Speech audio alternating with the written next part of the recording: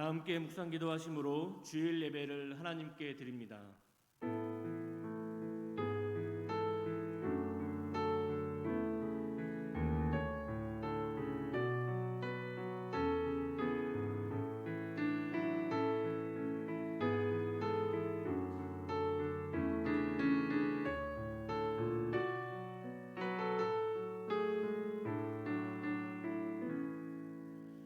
너희는 여호와 우리 하나님을 높여 그의 발등상 앞에서 경배할지어다.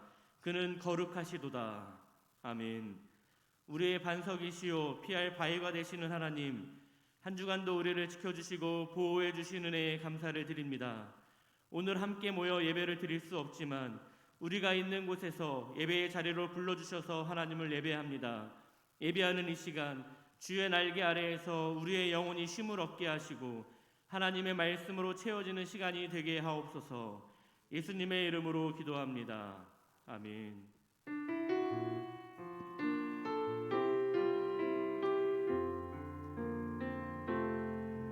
내 삶에 들어온 주님의 말씀이 내게 빛이 되시니 삶의 어두운 절망 가운데 소망 보게 하시네. 내 삶에 들어온 주님의 말씀이 나를 인도하시니 내 삶의 막막한 문제 가운데 주 뜻 보게 하시네. 말씀이 내게 역사하기를 말씀이 내게 살아있기를 하나님 말씀을 듣겠나이다. 주님의 음성을 듣겠나이다. 우리의 죄들을 침묵 가운데 하나님께 고백합니다.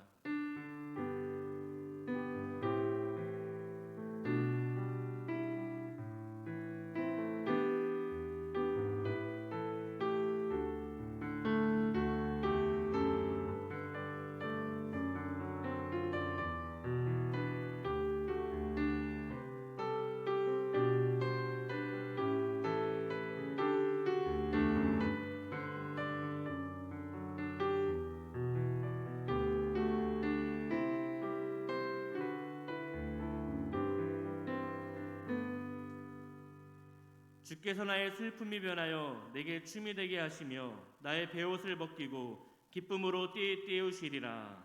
아멘. 사도신경으로 우리의 신앙을 고백합니다. 나는 전능하신 아버지 하나님 천지의 창조주를 믿습니다. 나는 그의 유일하신 아들 우리 주 예수 그리스도를 믿습니다. 그는 성령으로 잉태되어 동정녀 마리아에게서 나시고 본디오 빌라도에게 고난을 받아 십자가에 못 박혀 죽으시고 장사된 지 사흘 만에 죽은 자 가운데서 다시 살아나셨으며 하늘에 오르시어 전능하신 아버지 하나님 우편에 앉아 계시다가 거기로부터 살아있는 자와 죽은 자를 심판하러 오십니다. 나는 성령을 믿으며 거룩한 공교회와 성도의 교제와 죄를 용서받는 것과 몸의 부활과 영생을 믿습니다. 아멘.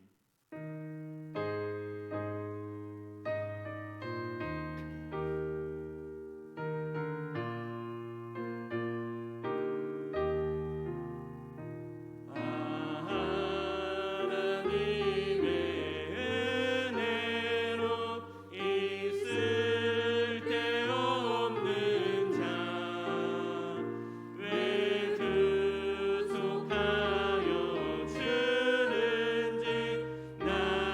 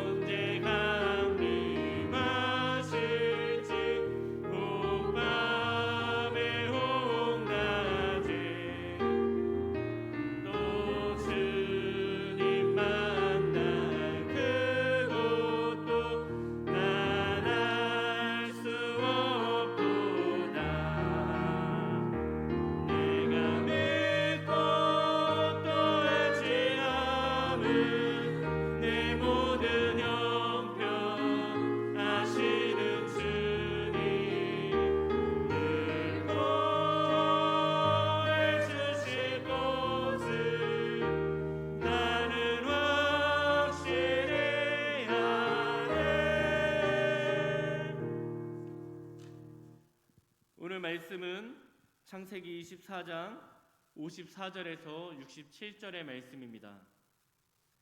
구약성경 33면에 있는 창세기 24장 54절에서 67절의 말씀입니다. 하나님의 말씀을 봉독할 때 하나님의 음성을 들으시기 바랍니다.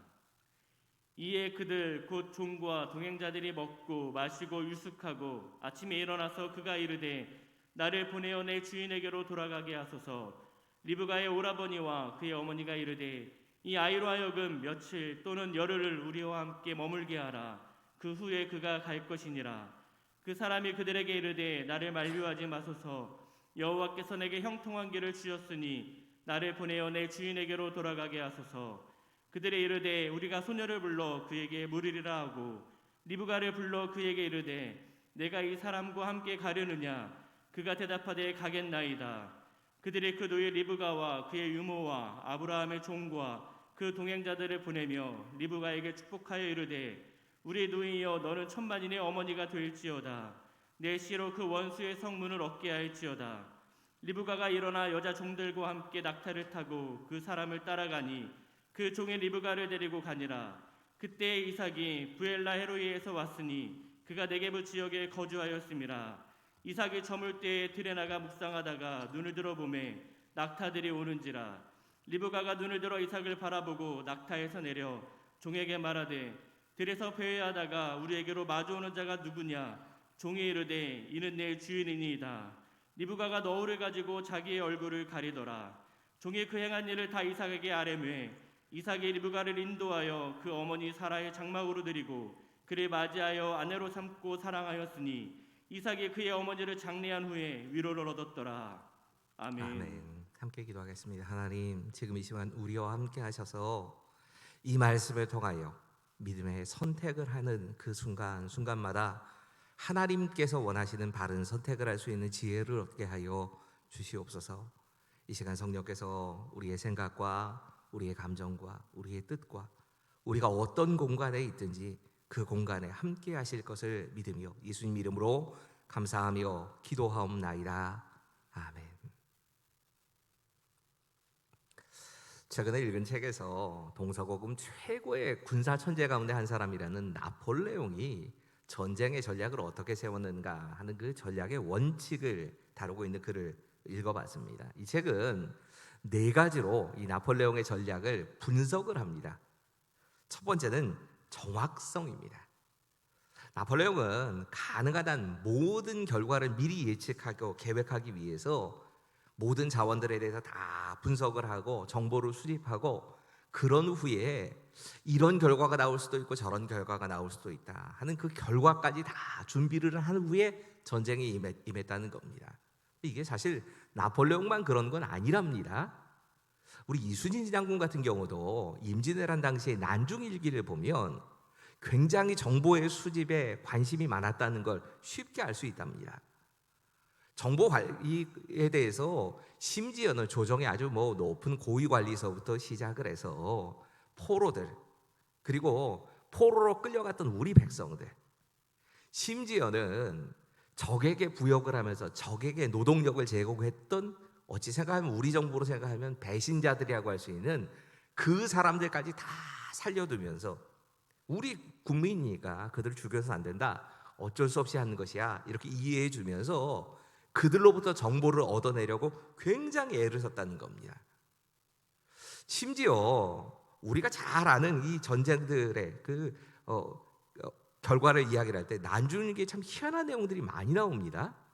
그 가운데 하나는 우리 측의 전함, 우리 측의 그 배들 가운데 직접 전투에 나가기 위한 전함보다 언제나 상대편의 정탐을 하기 위한 그 배의 숫자가 훨씬 더 많았답니다.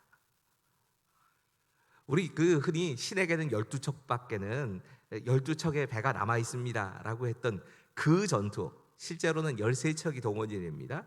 그 전투에서는 그보다 2배, 3배가 많은 적의 동적을 탐지하기 위한 그런 탐사선들이 보내졌다는 겁니다.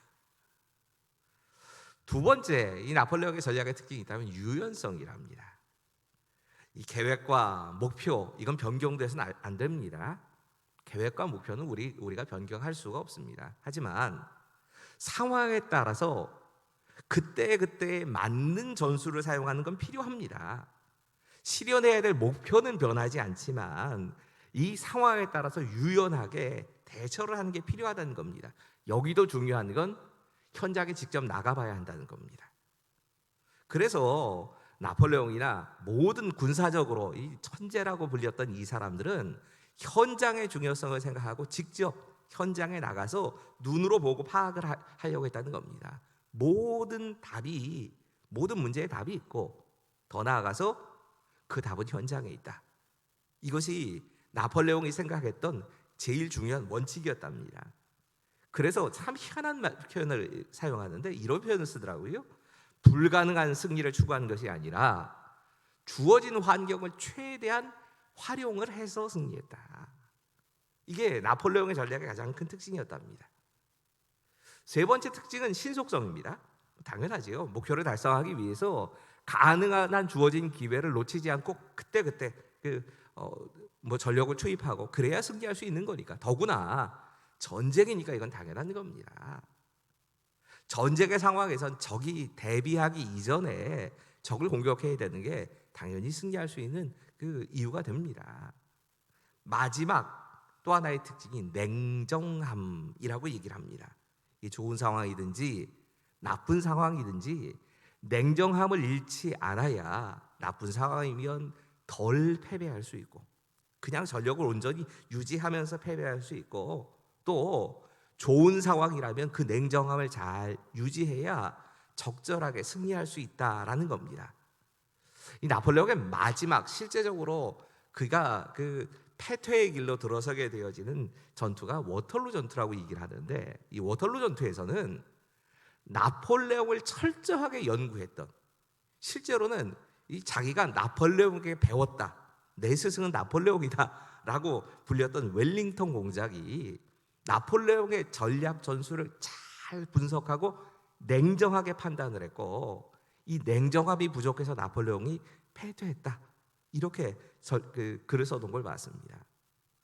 글을 읽는 내내 이런 생각을 해봤습니다. 정확성이나 유연성, 신속성이나 냉정함 같은 이런 모든 것들이 사실은 바르게 선택을 해야 승리할 수 있다. 이 이야기를 하고 있구나. 맞습니다. 우리 인생을 살아가면서 인생에 태어나고 죽음 그 사이에 선택이 있다라고 초이스가 있다라고 외국인들은 이야기하는데 실제 맞습니다. 우리가 태어나는 것 버스와 죽음 데스 사이에는 초이스 선택이 있는 겁니다. 바르게 잘 선택하는 게 우리에게 필요한 겁니다. 근데 이게 신앙생활에도 중요합니다. 우리가 신앙생활을 하면서 믿음으로 결단한다는 말을 자주 합니다. 믿음의 결단이라고 하는 건 수없이 많은 선택을 할 수 있을 그때에 하나님이 기뻐하시는 것이 무엇인가를 선택하는 겁니다. 그런 의미에서 신앙에 있어서도 선택은 아주 중요합니다. 오늘 보면 창세기 24장은 우리가 흔히 이삭의 결혼이라고 하는 주제를 다루고 있다고 알고 있습니다. 이삭과 리브가가 결혼하는 이야기가 사실 창세기 24장 전체의 주제입니다. 이 주제 가운데 다른 거 다 생각하지 않고 이 결혼이라고 하는 중요한 선택의 순간에 어떤 선택을 한 것이 믿음의 선택이었는가? 믿음으로 선택하는 방법에 대해서 오늘 본문에서 좀 거기에만 주목해서 좀 생각해 보려고 합니다. 첫 번째 오늘 메시지입니다. 같이 읽지요. 시작. 아무리 중요한 일이어도 믿음이 뒤로 물러서는 결정을 해서는 안 됩니다. 나이가 많아서 자기가 직접 며느리를 선택하러 갈 수 없었던 아브라함이 자기 스스로의 힘 가지고는 못 가니까 어쩔 수 없이 몸을 움직일 수 없어서 오랜 시간 동안 자신의 곁에서 누구보다도 믿을 수 있다 생각했던 종에게 자신의 아들, 그 아들의 며느리감, 그 아들의 아내가 될 며느리감을 좀 찾아와 달라라고 부탁을 합니다.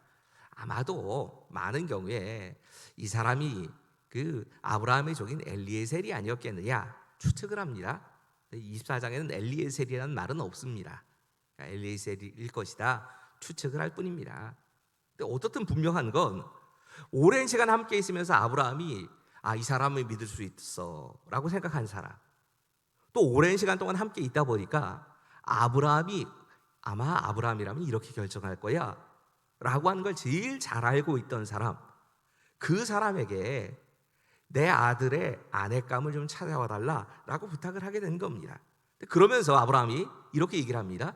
이 지방 가나안 족속의 딸들 가운데서 며느리감을 찾아서는 안 된다.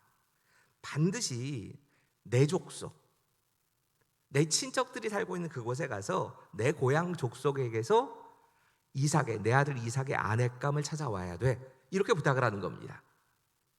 이거 오해하지 않으셔야 합니다. 이 말이 마치 인종에 대한 차별이라거나 혹은 아니면 이 사람에 대해서 외국인과 결혼하면 안 된다 이런 말로 받아들이시는 건 진짜 큰 오해입니다. 여러분, 아브라함이 살고 있던 당시에 믿음을 가진 사람들은 굳이 따지자면 아브라함의 친족들밖에 없었습니다. 가나안 사람은 대표적으로 이 믿음이 없는 사람의 상징과 같은 사람들이었습니다. 그러니까 지금 아브라함이 이야기하고 있는 건 외국인이나 혹은 아니면 그 주변에 있는 다른 문화의 사람들, 이런 사람들과 결혼하지 말라는 얘기가 아니고 믿음이 없는 사람과는 결혼할 수 없다는 얘기입니다. 내 아들의 결혼을 결정할 때, 이 중요한 선택을 할 때에 믿음이 제일 중요한 기준이 된다라고 얘기를 한 겁니다.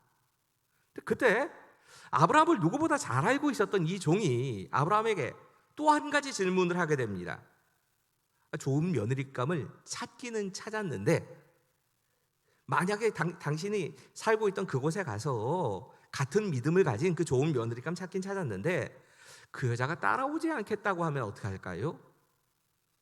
그럴 경우에는 이삭을 데리고 가서, 사실 이게 당시의 당연한 문화입니다. 중매쟁이가 그렇게 그 사람 보고 와서 신랑도 한번 보여줘야 되는 겁니다. 신랑을 데리고 가서 그래서 이 두 사람이 만난 후에 결혼이 결정되게 할까요? 이렇게 질문을 한 겁니다. 그때 아브라함이 전혀 뜻밖의 말을 합니다. 아니다. 그 여자가 따라오지 않겠다 하면 차라리 그 결혼을 포기해라. 24장 6절의 말씀 같이 읽어보죠. 같이 읽겠습니다. 시작. 아브라함이 그에게 이르되 내 아들을 그리로 데리고 돌아가지 아니하도록 하라. 여러분, 지금 메소포타미아의 나홀의 성에 도착을 해서 이 늙은 종이 리브가를 만나게 됩니다. 리브가를 만난 이후에 이 아브라함의 친족들이 있고 적어도 같은 믿음을 가지고 있는 이 사람들, 이 믿음의 사람들, 이 사람들과 만나서 며느리감을 찾게 되는데 그 아들 이삭은 데리고 가서는 안 된다. 절대로 거기로 돌아가서는 안 된다. 이렇게 얘기한 겁니다. 여러분, 이 말은 한마디로 믿음이라는 관점에서 생각한다면 딱 이겁니다. 믿음이 뒤로 물러서는 결혼은 안 된다. 여러분, 이거 선택이라고 생각해 보십시오. 내가 어떤 중요한 일을 선택할 때마다 늘 물어봐야 된다는 얘기입니다. 이것이 나의 믿음에 어떤 영향을 미칠까? 메소포타미아 이 나홀의 성은 분명히 하나님께서 아브라함을 부르셨던 장소입니다. 그리고 아브라함의 친족들이 적어도 아마 이것 하란 근처일 겁니다. 처음에 같이 떠나왔습니다. 그래서 같이 떠나와서 하란의 그 아버지 데라와 이렇게 머물게 됐는데 거기서 또 하나님께서 부르셔서 가나안으로 오게 됐지만 그들은 어떻든 믿음으로 떠나온 사람들입니다. 메소포타미아에서 하란까지, 하란에서 가나안까지 오는 과정에 그가 이 아브라함이 계속 하나님을 의지하고 믿음으로 길을 계속 떠나온 겁니다. 근데 다시 그곳으로 가면 안 된다. 믿음이 뒤로 물러서서는 안 된다. 딱 이렇게 얘기를 하는 겁니다. 언제가 돌아가신 한신교회 이중표 목사님이 이런 이야기를 설교 중에 해주시는 걸 들어봤습니다. 신학교 동창 가운데 정말 이 돈이 아주 많은 불교 집안의 딸을 사랑하게 된 자신의 동창분이 한 분 계셨답니다. 신학교를 같이 다니던 사람입니다. 근데 그 집안에서 두 사람이 사귀고 이거 어쩔 수 없다, 말릴 수 없다라고 인정을 했지만 불교 집안이기 때문에 그래 사위가 예수 믿는 것까지는 인정하겠다. 하지만 목사 사위는 못 드리겠다. 이러고 반대를 했답니다. 결혼을 앞두고 있는 상황이었는데 고민을 하다가 결국에 사랑을 선택했답니다. 신학을 포기한 겁니다. 그리고 그 후로도 소식을 계속 들어오셨답니다. 어느 회사, 그 집안에서 운영하는 어떤 회사의 중역이 되고 또 그 회사를 물려받게 되었다. 열심히 일하고 있다. 뭐 이런 얘기를 들었답니다. 근데 신학교 졸업하고 딱 20여 년이 지난 후에 우연히 길거리에서, 강남의 길거리에서 이중표 목사님과 그 친하게 지냈던 신학교 동기가 만나시게 된 겁니다. 근데 이분이 완전히 술에 취해가지고 정신을 못 차릴 정도더랍니다. 이중표 목사님은 얼굴을 알아봤답니다. 알아보고는 그 자리에서 너무 부끄러워하면서 울더랍니다. 다 큰 어른이 엉엉 그냥 붙잡고 계속 울더랍니다. 하는 이야기가 이겁니다. 결국에 나는 사명도 잃어버렸고 신앙도 잃어버렸다. 여러분, 아브라함은 분명히 이렇게 얘기를 합니다. 그거 안 된다.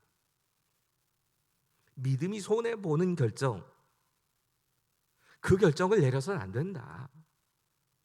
선택을 할 때에 믿음이 있다 없다 정도가 아니고 내 믿음이 뒤로 물러서는 선택은 해서는 안 된다. 결정을 내리는 순간마다 무엇이 기준이 되어야 하는가? 아브라함이 보여주고 있는 기준은 바로 이겁니다. 리브가는 지금 이 아브라함의 선택 때문에, 아브라함이 이렇게 선택을 한 것 때문에 자신도 선택해야 될 순간에 처하게 됩니다. 이 아브라함의 며느리인 리브가의 선택을 이야기하자면 딱 이렇게 이야기하면 될 겁니다. 인간의 정의나 안정적인 삶보다는 하나님의 뜻을 이루는 선택을 해야 한다. 이렇게 결정을 내립니다. 여러분, 리브가의 선택은 조금 의외의 상황 때문에 생깁니다. 아브라함의 종이 도저히 당시에는 받아들이기 어려운 요구를 합니다. 뭘 요구하냐면 당장 이 결혼을 승낙하고, 이 리브가도 승낙하고 그 집안의 승낙을 얻어내자마자 내일 당장 이 며느리감 데리고 이삭의 신부감 데리고, 아브라함이 오랫동안 기다리고 있으니까, 우리 주인이 오래 기다리고 있으니까 데리고 가야겠다고. 이게 진짜 상식적으로 맞지 않는 얘기입니다. 어제 결혼 승낙을 했는데 오늘 그 결혼하겠다는 누이 동생을 데리고 떠나가겠다고 얘기를 하는 겁니다. 당연히 리브가의 가문에서는 당시에 최소한 열흘간은 잔치를 준비할 시간이 필요했기 때문에 잔치를 하고 이별을 하고, 그리고 그 열흘의 시간 동안에 예단을 준비하고 신랑 측에 보내 뭐 이런 걸 다 준비해야 되는 그런 것이 필요했기 때문에 이런 시간을 달라 요구를 하는 겁니다. 두 결정이 이렇게 팽팽하게 맞설 때에 이 두 측에서 아브라함의 종과 그리고 리브가 집안 사이에서 결정권을 신부인 리브가에게 맡깁니다. 오늘 본문 57절 58절 말씀입니다. 같이 읽으시죠. 시작. 그들이 이르되 우리가 소녀를 불러 그에게 물이르라 하고 리브가를 불러 그에게 이르되 내가 이 사람과 함께 가려느냐? 그가 대답하되 가겠나이다. 이때 리브가의 선택은 이겁니다. 이 사람과 함께 떠나가겠습니다. 여러분, 이 선택의 의미가 무엇인가? 무엇을 선택했는가를 꼭 생각해 봐야 합니다. 크게 본다면 이건 뭐 세상적으로도 쉽게 볼 수 있는 이 선택의 의미는 이런 걸 겁니다. 떠나갈 곳이 아니라 내가 가야 할 곳, 나아갈 곳, 거기에 초점을 맞추고 선택을 했습니다. 이건 세상적으로도 꼭 필요한 지혜입니다. 우리는 늘 내가 가야 할 곳에 거기에 맞추어서 선택을 하는 지혜가 필요합니다. 더구나 지금 나아가야 할 곳이 하나님께서 약속하신 그 약속의 땅입니다. 믿음으로 선택하고 믿음으로 떠나가야 될 땅인 겁니다. 그러니까 지금 내가 있는 곳의 요구가 아니라 내가 가야 할 곳, 그곳에서 요구하는 것에 나는 맞추겠다, 이렇게 선택을 한 겁니다. 즐겨서 사용하던 예화 가운데 하나이기 때문에 장례식에서 종종 이 이야기를 하지요. 한 목사님이 비행기 탈 때마다 비행기 타면 늘 공부하는 게 하나 있다 하면서 이런 말씀을 하시는 걸 그 책에서, 그분이 그 글로 쓰신 이 책에서 읽어봤습니다. 뭐 그대로 좀 읽어드리겠습니다. 비행기를 타면 좌석에 있는 스크린에 시간이 표시됩니다. 비행기 타는 내내 계속 시간이 표시되는데 거기에 두 종류의 시간이 있습니다. 하나는 출발지 시간이고 다른 하나는 목적지의 시간이에요. 만약 제가 지금 서울에서 출발하여 미국의 뉴욕으로 가고 있다면 출발지 시간은 서울 시간, 목적지의 시간은 뉴욕의 시간을 의미할 겁니다. 저는 그때 시간은 그저 이 출발지의 시간은 그냥 참고만 하고 목적지 시간을 중요하게 생각합니다. 그리고 비행기 타자마자 목적지의 시간에 맞춰서 시계를 맞춥니다. 이분이 생각하는 건 이겁니다. 출발지의 시간은 지금 우리 가족들이 아침 식사하겠구나, 지금은 저녁에 들어와서 잠잘 시간이네, 이런 걸 파악하는 정도라는 겁니다. 하지만 자기가 이제 가야 할 곳입니다. 목적지는 내가 활동해야 될 곳인 겁니다. 그 활동해야 될 그곳에 나의 시간을 맞춰주는 일을 한다는 겁니다. 그래서 활동해야 될 그곳이 지금 나는 출발할 때 대낮이었지만 도착하면 지금 시간이 한밤중이다 그러면 한밤중이라고 생각을 하고 안대 쓰고 잠을 잔다는 겁니다. 내가 한밤중에 지금 비행기를 타가지고 도저히 이 시간에 먹을 것이 들어가지를 않겠지만 지금이 목적지에서는 점심시간이다 그러면 눈 뜨고 일부러 버티고 있으면서 식사를 한다는 겁니다. 이렇게 활동을 하면서 그가 배운 지혜가 이겁니다. 그렇게 하면 거의 시차 적응이 필요하지 않다는 것을 알게 되었습니다. 여러분, 지금 떠나가야 하는 것보다 가야 할 곳에 시간을 맞춥니다. 신앙적으로 필요한 건 이겁니다.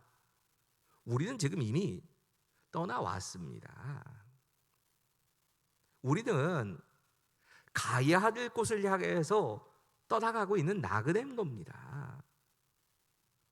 가야 할 하나님께서 다스리시는 그 나라, 그 나라에서 하나님께서 다스리시는 그 원칙, 그 계획, 거기에 맞춰서 이 땅을 살아가는 게 지혜인 겁니다. 리브가는 바로 그런 선택을 한 겁니다. 또 한 가지 리브가의 선택의 모습에서 배워야 할 것이 이겁니다. 같이 읽죠. 시작. 사람의 전부다 하나님의 뜻을 이루는 것을 선택한 것입니다. 여러분, 선택에는 항상 내가 무언가를 선택하면 무언가 다른 것은 포기하게 되어 있습니다. 참 많은 사람들이 선택을 생각할 때에 내가 얻는 것만 자꾸 생각을 합니다. 근데 그러면 바르게 선택 못합니다. 선택은 반드시 그것을 선택함으로 다른 무언가를 포기해야 됩니다. 근데 포기 안 하려고 합니다. 그 선택을 못하고 계속 주저주저 하는 겁니다. 지금 리브가의 모습에서 리브가가 이 선택을 하기 때문에 거절해야 되는 것이 무엇인가를 생각해 봐야 합니다. 그녀가 거절한 건 한마디로 말하면 인간적인 정의였습니다. 이걸 거절한 겁니다. 여러분, 이제 막 결혼 허락했는데 결혼을 허락하자마자 당장 떠나자고 하는 거, 이것은 진짜 섭섭할 일이지요. 말도 안 되는 일입니다. 진짜 잔치도 준비해야 되고 예단도 준비해야 되고 시간 필요한 겁니다. 그리고 그 시간 동안, 적어도 이 열흘의 시간 동안에 앞으로는 뭐 요즘처럼 그렇게 자유롭게 왕래할 수 있는 시간이 아니니까 영영 얼굴을 다시 볼 수도 없는 그 가족들하고 작별의 정을 나눠야 되는 시간인 겁니다. 그런데 그 인간적인 정을 나누는 것보다 더 중요한 게 있었습니다. 그건 하나님의 뜻을 이루는 일이었던 겁니다. 여러분, 이삭과 리브가의 결혼은 단순하게 두 사람의 결혼으로 끝나지 않습니다. 그 사실을 누구보다 잘 알고 있었던 사람이 이 늙은 종입니다. 그가 이렇게 얘기합니다. 56절. 그 사람이 그들에게 이르되 나를 만류하지 마소서. 여호와께서 내게 형통한 길을 주셨으니 나를 보내어 내 주인에게로 돌아가게 하소서. 하나님께서 형통한 길, 하나님께서 모든 일들을 이루셨다. 그 하나님의 뜻을 이루는데 지체할 수 없다는 겁니다. 리브가는 이 종의 입장에 선 겁니다. 한마디로 리브가가 생각했던 건 사람의 정을 나누는 것 꼭 필요하고 중요한 일이지만 나는 그보다 하나님의 뜻을 이루는 것을 선택한다. 이겁니다. 오해하지 마십시오. 대부분의 경우에 우리는 이 인간적인 정을, 그 인간의 인연이라고 하는 것을 함부로 생각해서 안 됩니다. 귀히 여겨야 하는 것이 맞습니다. 그런 마음 가지고 내가 할 수 있는 최소한의 인간적인 도리를 잘 다하면서 사는 것, 이거 꼭 필요한 일입니다. 하지만 하나님의 뜻과 부딪힐 때는 우리는 하나님의 뜻을 선택하는 겁니다. 다른 모든 경우에 하나님의 뜻보다 우선하는 것은 있을 수 없다. 이걸 지금 리브가의 선택이 보여주고 있는 겁니다.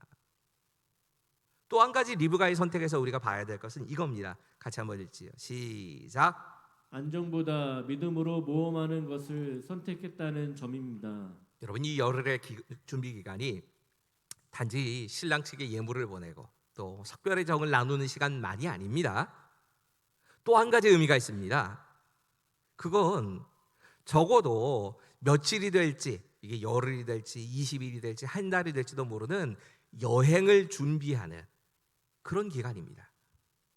또 이 기간 동안에 적어도 신랑이 될 사람이 어떤 사람인가 하는 걸 파악해야 합니다. 그러지 않고 어떻게 딸을 보냅니까? 이건 당연한 겁니다. 어떤 놈인지 알아야지요. 어떤 집안인지 알아야 되는 겁니다. 이걸 충분하게 살펴볼 수 있는 시간이 최소한 이 열흘의 시간 동안에 이루어져야 되는 겁니다.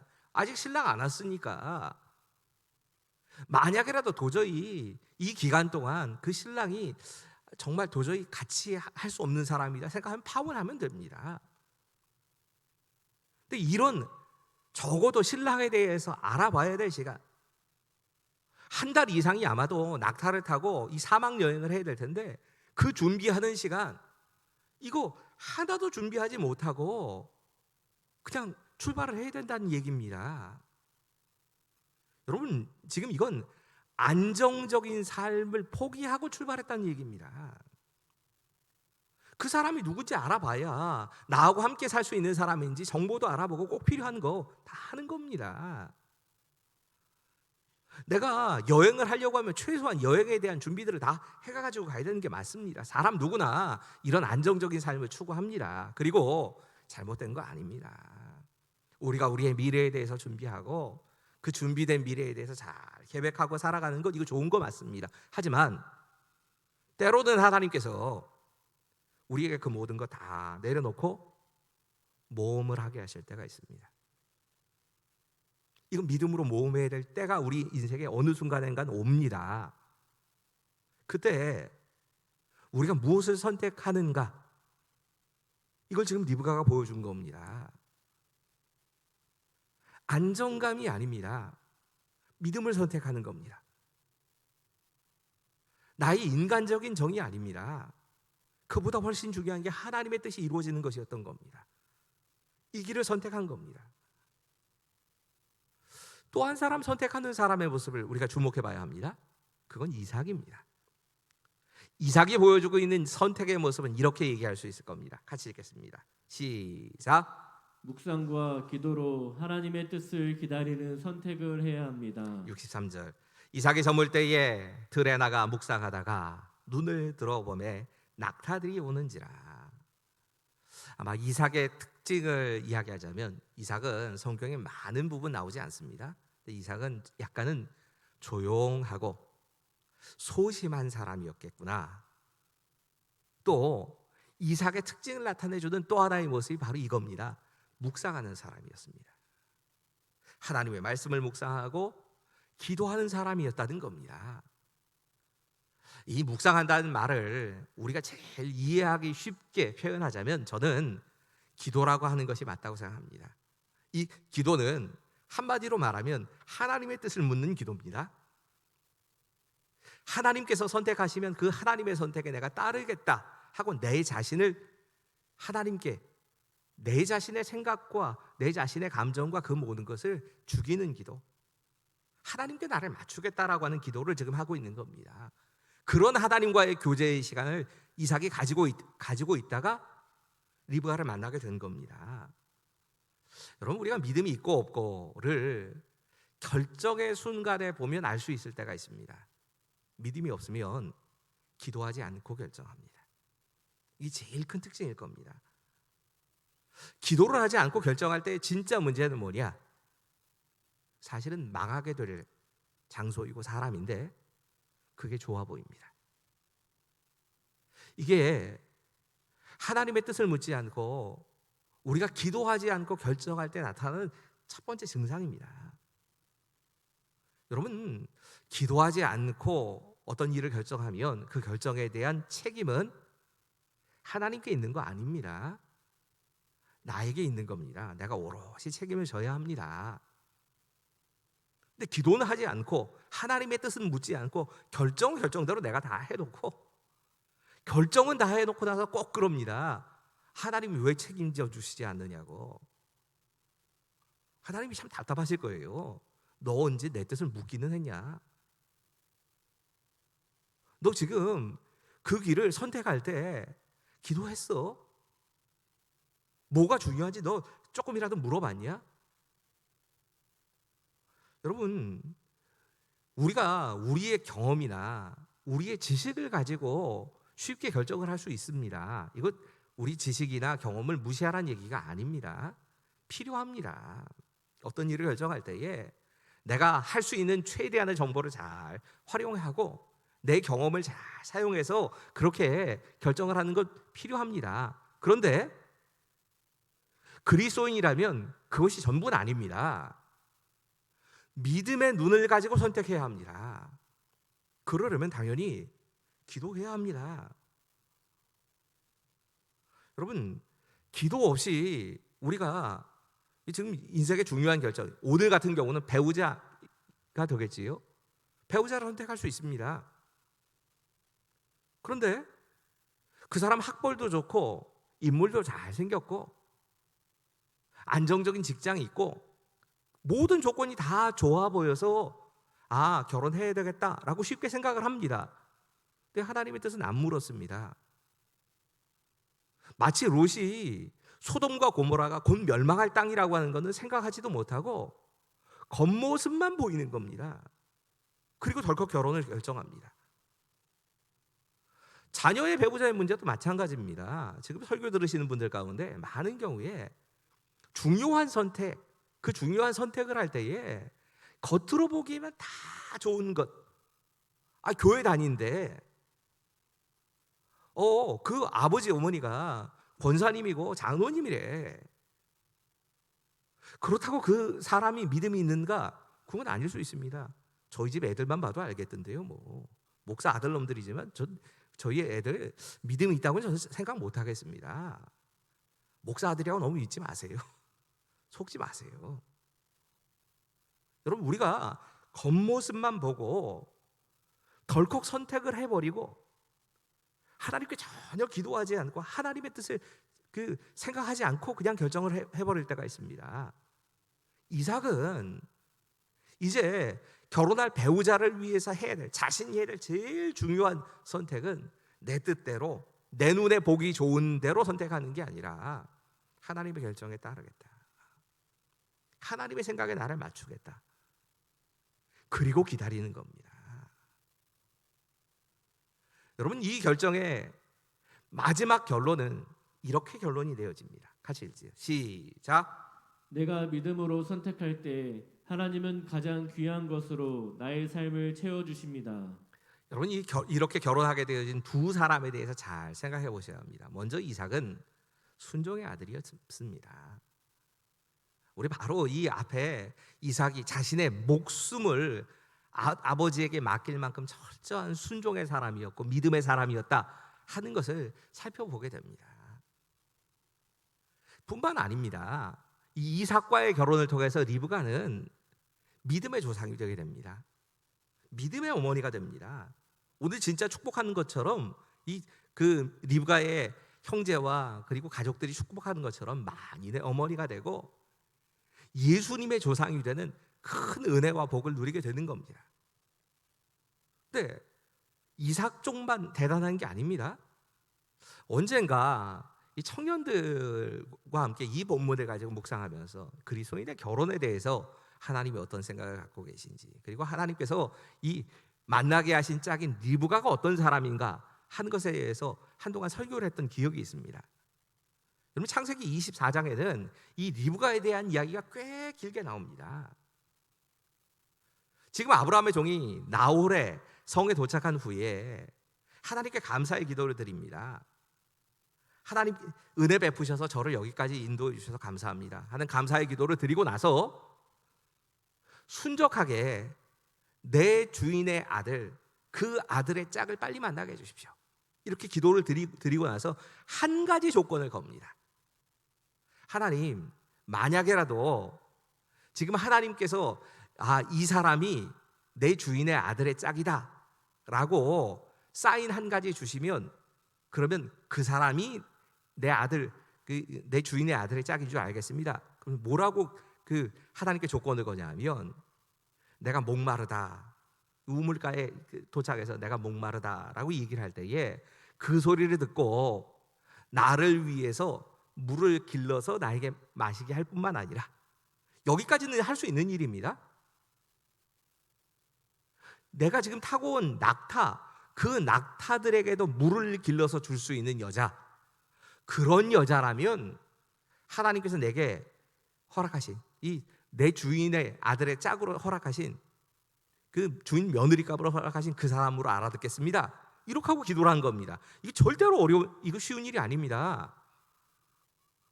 우물가에서 물을 찾는 사람에게 물을 떠주는 것도 쉽지 않습니다. 사막지대에서 물이 얼마나 귀한데요. 함부로 물을 떠주는 게 쉬운 일이 아닙니다. 더 큰 문제는 낙타들 물 먹이는 겁니다. 그럼 지금 10절의 말씀에 의하면 이 낙타가 10마리였다고 얘기합니다. 낙타라고 하는 짐승을 조금만 생각해 보면 이거 진짜 상상이 안 되는 일입니다. 낙타는 한 번에 물을 먹을 때 어마어마한 양의 물을 마십니다. 그리고 그 마신 많은 물을 가지고 비축해 놨다가 사막을 건너기도 합니다. 그러니까 한 번 마시는 양이 장난이 아닌 겁니다. 지금 막 사막을 건너온 거 아닙니까?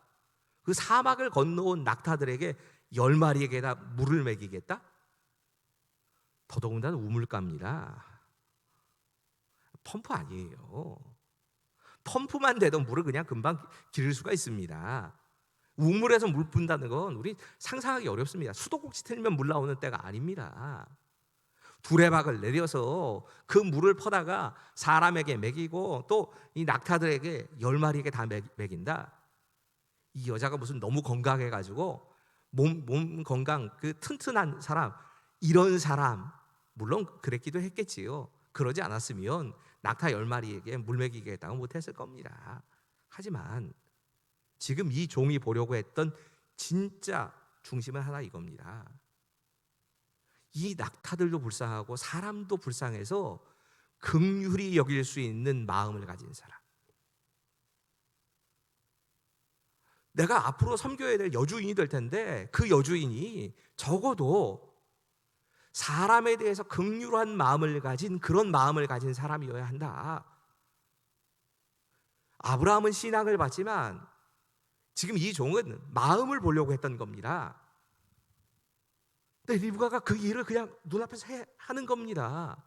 그래서 하나님께서 주신 짝이라고 생각을 한 겁니다. 물어봤더니 리브가가 믿음의 가정, 다른 사람이 아니라 아브라함의 동생의 그 가족에 속한 겁니다.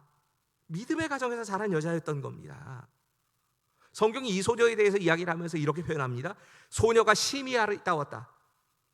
여러분, 이 최상급으로 사실 사용된 말인데 이런 표현을 듣는 여자가 한 사람도 없습니다.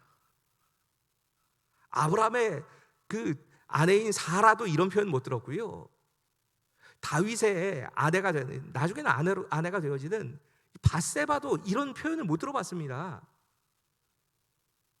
그만큼 이 여성이 아름다웠다고 진짜 얘기를 하는 겁니다. 거기다가 성경 계속 얘기합니다. 순결한 여자였다. 여러분, 이런 사람이라면 눈독 들인 사람이 한둘이었겠습니까? 더구나 지금 오늘 봤던 것처럼 무언가 인생의 중요한 결정을 내릴 때에 혼자서 결정을 내릴 수 있을 사람이었습니다. 가족들이 그래 내 누이가 결정하는 거라면 믿고 따를 수 있어 생각하고 리브가의 말을 따르려고 했다는 겁니다. 그만큼 성숙한 판단력이 분명한 사람이었다는 건 얘기입니다. 여러분, 지금 아브라함은 다른 거 다 아무것도 안 봅니다. 믿음이 제일 중요하다. 내가 선택을 할 때 선택의 기준은 딱 하나, 믿음. 특히나 그 믿음이 뒤로 물러서는 결정을 할 수는 없다. 이거 한 가지 선택한 겁니다. 지금 리브가는 선택의 순간이 오자 이 선택이 앞으로 가야 할, 내가 가야 할 그곳을 바라보면서 선택한다. 인간적인 정도 중요하고 안정적인 삶도 중요하지만 그보다 훨씬 중요한 건 하나님의 뜻이 이루어지는 거예요. 이렇게 선택한 겁니다. 이삭은 다른 거 한 거 없습니다. 조용히 하나님의 말씀을 묵상하고 기도하면서 나는 하나님의 뜻에 따르겠다. 이렇게 선택합니다. 그리고 그 결과는 하나님께서 최상의 것으로 갚으시는 것으로 끝이 납니다. 여러분, 우리에게 이 믿음이 필요합니다. 선택의 순간순간마다 나는 무엇이 기준이 되어서 선택을 할 것인가? 결국 믿음으로 선택하는 게 우리가 해야 될 일인 겁니다. 믿음의 선택을 위해서 아브라함과 리브가 이삭에 보여주는 이 모습이 우리의 삶의 기준이 되어야 합니다. 그리고 분명하게 믿어야 할 것이 있습니다. 내가 이렇게 믿음으로 선택하면 결과는 하나님이 책임지신다. 이것이 오늘 저와 여러분에게 주신 하나님의 말씀입니다. 오늘 기도하시기 전에 한 가지 좀 광고를 드리고 좀 기도하지요. 지금 우크라이나의 그 사태가 생각보다 굉장히 심각해지고 있습니다. 러시아가 아마 16일 정도의 침공이 계획이 됐다고 보고 서구의 모든 서구의 인력들이 다 빠져나오고 있고, 우리 그 우크라이나에 계신 선교사님에게서도 어제 그 연락이 하나 왔는데 좀 상당히 심각한 모양입니다. 그 선교사님 자녀와 그 아내 되시는 분은 불가리아로 이미 피신을 하셨고, 선교사님은 마지막까지 정리를 해야 되는 것이 있어서 좀 늦게 나오시게 됐다. 이런 소식이 전해지는데, 여러분, 이게 단순한 문제가 아닙니다. 우리에게도 직접 연관이 되어질 문제가 될 가능성이 많습니다. 여러분, 우크라이나의 전쟁, 이 전쟁이 일어나지 않기를 위해서 좀 기도해 주시고, 전쟁이 일어난다 할지라도 최악의 결과를 피할 수 있도록 위해서 좀 기도해 주십시오. 이것이 자칫 잘못하면 지금 3차 세계대전까지 번질 수 있을 만큼의 큰 지금 굉장히 위기 상황입니다. 우리 함께 이것을 위해서 계속적으로 가정에서도 꼭 기도해 주시길 부탁드리겠습니다. 제가 기도하겠습니다. 하나님, 선택의 순간마다 믿음으로 선택할 수 있도록 주님 도와주시옵소서. 우리의 생각과 우리의 뜻이 아니라 하나님의 뜻을 묻고 하나님의 생각에 나를 맞추겠다. 이 이삭의 선택을 우리가 바르게 할 수 있도록 주님 도와주시옵소서. 아브라함처럼 믿음이 가장 중요한 선택의 기준이고 믿음이 뒤로 물러설 수는 없다. 이렇게 선택할 수 있도록 주님 도와주시옵소서.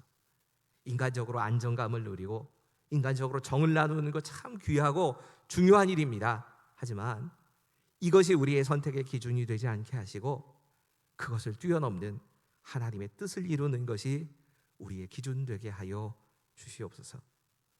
이 모든 것을 우리가 바르게 선택할 때에 그 결과는 하나님이 책임지신다는 사실을 믿게 하시고 늘 최상의 것으로 응답하실 그 하나님에 대한 믿음으로 바르게 선택하며 사는 우리 모두가 될 수 있도록 도와주실 것 믿으며 예수님의 이름으로 감사하며 기도하옵나이다.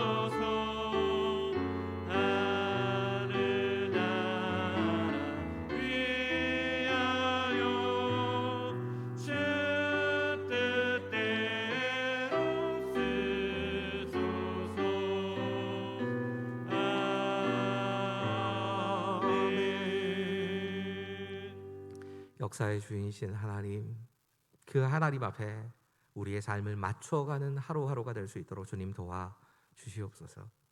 내 생각이 아닌 하나님의 생각에, 나의 마음이 아닌 하나님의 마음에 나를 맞춰가게 하여 주시고, 그 하나님의 뜻에 순종하며 또 한편으로는 내가 할 수 있는 최선의 것을 정말 선택하는 그런 하루하루가 될 수 있도록 주님 도와주시옵소서. 전쟁의 소문과 전염병 때문에 많은 이들이 불안해합니다.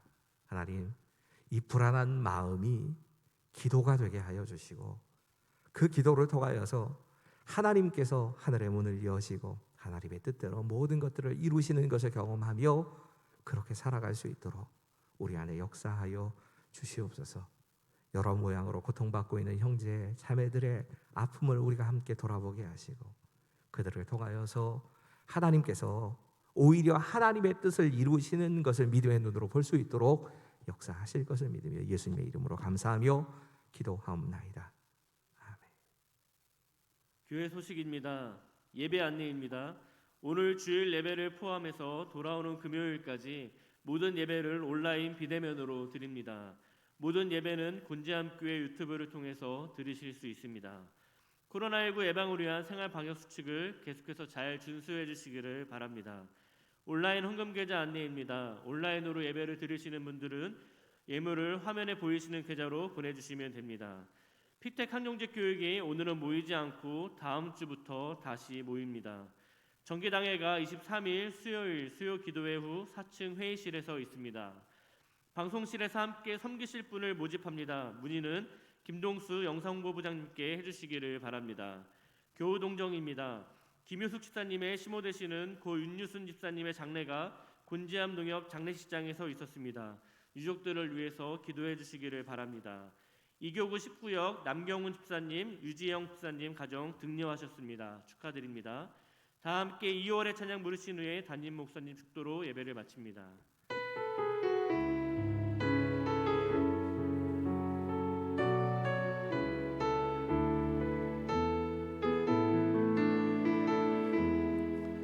전능하신 나 예수 하나님은 능치 못하실 일 전혀 없네. 우리의 모든 간구도 우리의 모든 생각도 우리의 모든 꿈과 모든 소망도 신실하신 나 예수 하나님은 우리의 모든 괴로움 바꿀 수 있네. 불가능한 일 행하시고 죽은 자를 일으키시니 그를 이길 자 아무도 없네. 주의 말씀 의지하여 깊은 곳에 그물을 던져 오늘 그가 놀라 우리를 이루시는 것 보라. 주의 말씀 의지하여 믿음으로 금을 던져 믿는 자에게 능치 못함 없네. 주님의 말씀을 의지하여 주의 말씀을 의지하여 깊은 곳에 금을 던져 오늘 그가 놀라운 우리를 이루시는 것 보라. 주의 말씀을 의지하여 믿음으로 금을 던져 믿는 자에게 능치 못함 없네. 여호와는 내게 복을 주시며 너를 지키시기를 원하며 여호와는 그 얼굴을 내게로 향하여 드사 은혜 베푸시기를 원하며 여호와는 그 얼굴로 너를 향하여 비춰주사 평강 주시기를 원하노라. 이제는 우리 주 예수 그리스도의 은혜와 하나님의 사랑하심과 성령의 역사 교통하심이 이 전염병으로 인하여서 고통을 당하고 있는 우리 모든 이웃들과 성도들 여러 가지 모양으로 어쩔 수 없이 이렇게 비대면으로 함께 예배하고 있는 그 모든 예배드리는 자들의 공간 가운데 전쟁의 소문과 위협 때문에 큰 어려움을 겪고 있는 우크라이나, 그리고 그 땅에서 복음을 들고 서 있는 선교사들과 그 지역을 통하여서 정말 여러 가지 하나님의 일들을 감당해야 가야 할 많은 같은 믿음의 형제 자매들 가운데 지금부터 영원까지 함께 하시기를 간절히 축원하옵나이다.